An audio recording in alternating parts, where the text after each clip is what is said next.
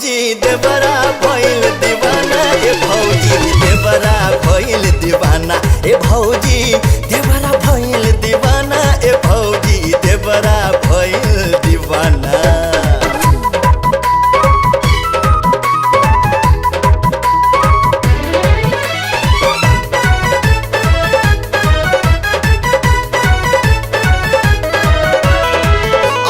जैसन सुनर दुल्हन से रिश्ता जोड़वा दाना, हमरो ब्याह करा दाना, बैंड बजा बजवा दाना।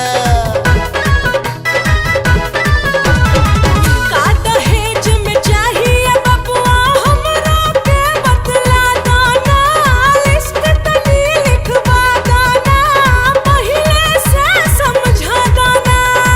दू कपड़ा में लईकी चाही, दू कपड़ा में लईकी चाही, ना चाही कोनो खजाना, ई तोहर देवरा भइल दीवाना। ए जी समझलू, ई तोहर देवरा भइल दीवाना, ए मैडम देवरा भइल दीवाना, ई तोहर देवरा भइल दीवाना, बलम जी देवरा भइल दीवाना।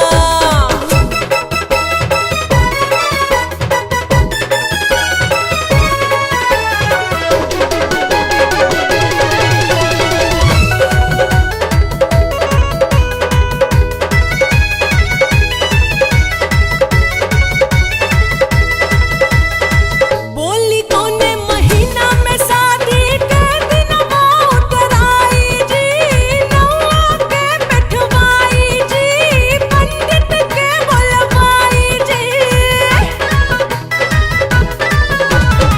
जबले बाप न बेटी के अपना हमरा के देखलाई जी, समझ में कैसे आई जी, कैसे बात बुझाई जी।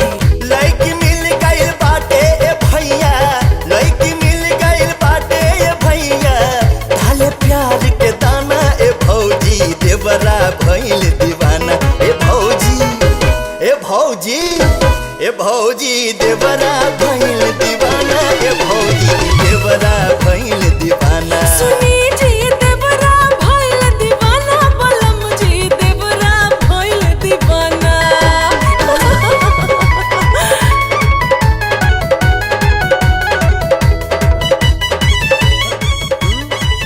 रुक कहेंगे लारे और नाचा ना। कहा भैया।